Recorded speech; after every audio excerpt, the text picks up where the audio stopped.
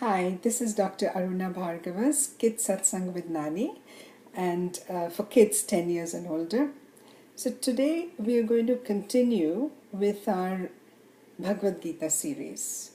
This is session 2 of Bhagwadgita, and last time, if you remember, in session 1 we had taken one shloka and we talked about it.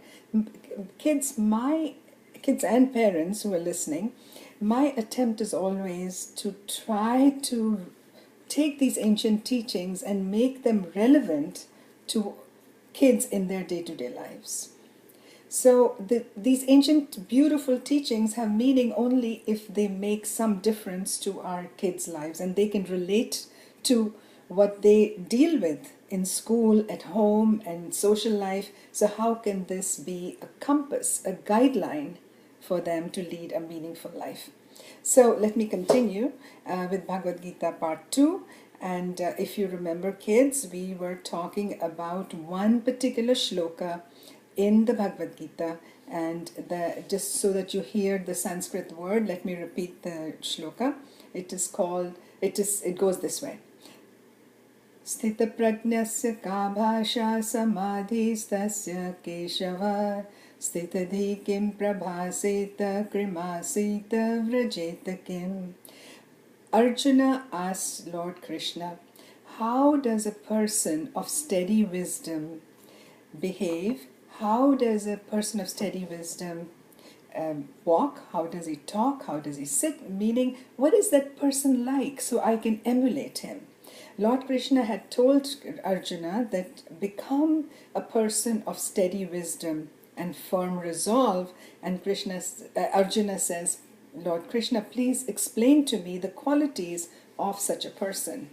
I'll very briefly tell you, for those who missed the last satsang, the Bhagavad Gita, the entire Bhagavad Gita, the teachings take place in the middle of a battlefield. And by the way, before we go into that, I want to remind you what I had said in my last satsang also, that Bhagavad Gita is to the Hindus what the Bible is to the Christians.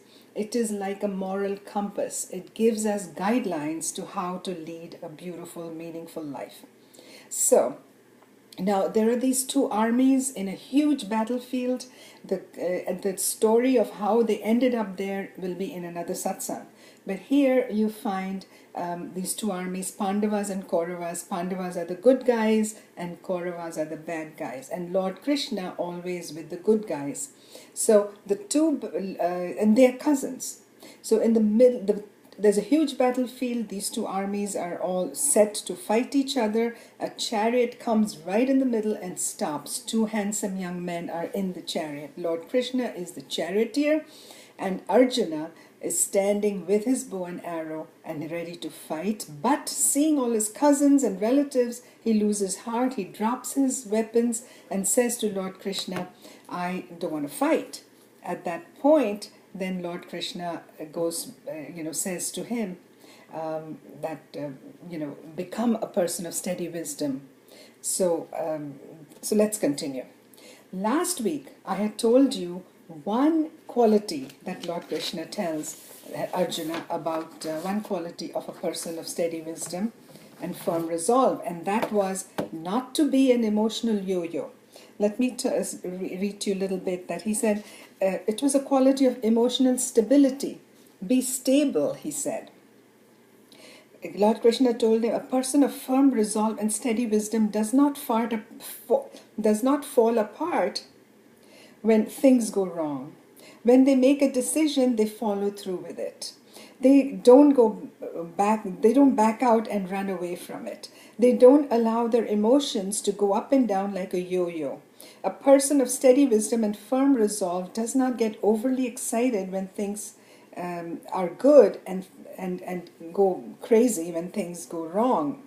The person of steady wisdom and firm resolve keeps a calm and cool state of mind and thinks through coolly before making any decision. They don't lose their temper at the drop of a hat when things don't go their way and throw a temper tantrum and spend the rest of the day hating themselves and saying that things always, oh, why is this like this, and complain and so on.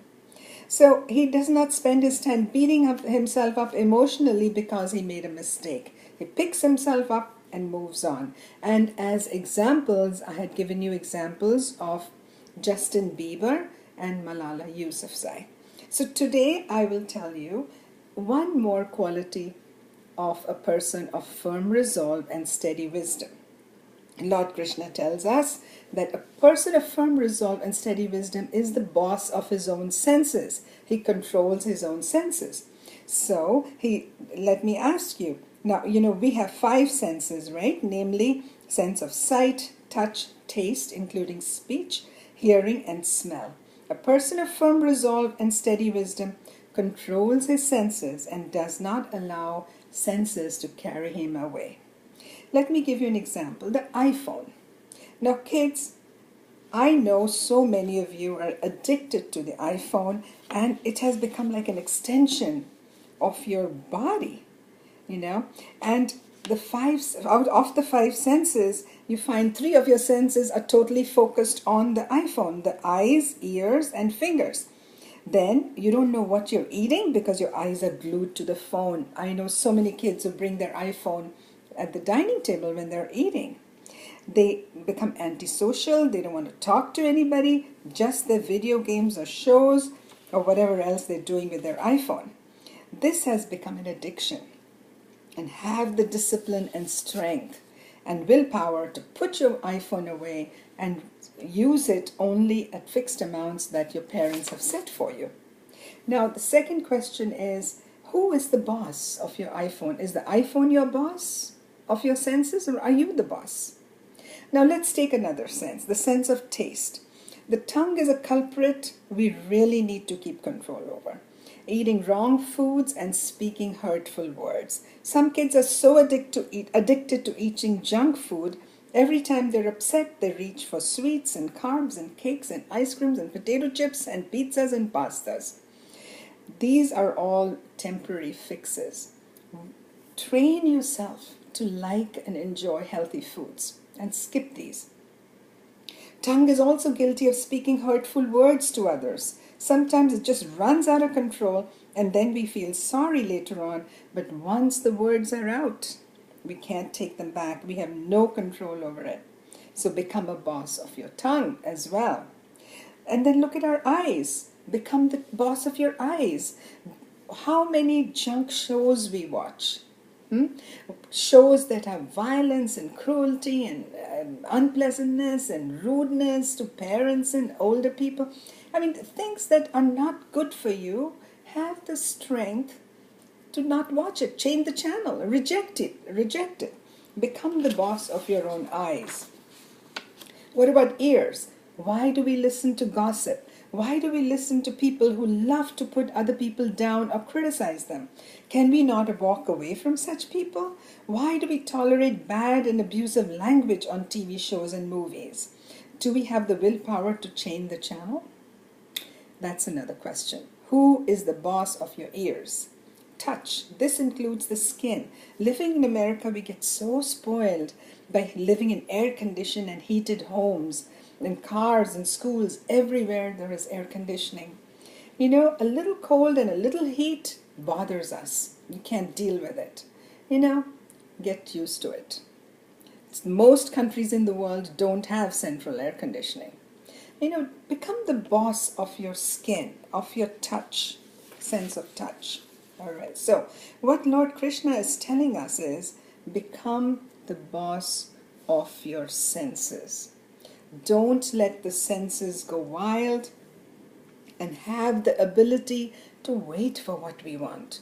Don't need instant gratification. We've forgotten to be patient. There was a time when kids used to get gifts only twice a year, on their birthdays or Diwali or Christmas. But now, you see something on TV, saw a commercial, I want it now. Instant gratification is another problem. So Lord Krishna tells us 2 things. Number 1, become the boss of your senses. Number 2, he says, don't become an emotional yo-yo. If somebody's nice to you, you feel, haha, very good, I'm feeling great. Somebody's mean to you, you're very depressed. A person of firm and steady wisdom is internally strong, and outside things don't disturb him or her. Okay, kids, we'll continue with our Bhagavad Gita lessons in the next satsang. So much for today. But remember to thank Bhagwanji before going to bed. Remember the Bhagwanji who created this whole entire universe, the most powerful Bhagwanji, comes and lives in your heart as your very best friend. All you have to do is remember him every night and connect with him and thank him. And first thing in the morning, remember Bhagwanji and ask him to guide you as you go along your way. Namaste, kids, and I'll talk to you next time. Bye, and I love you.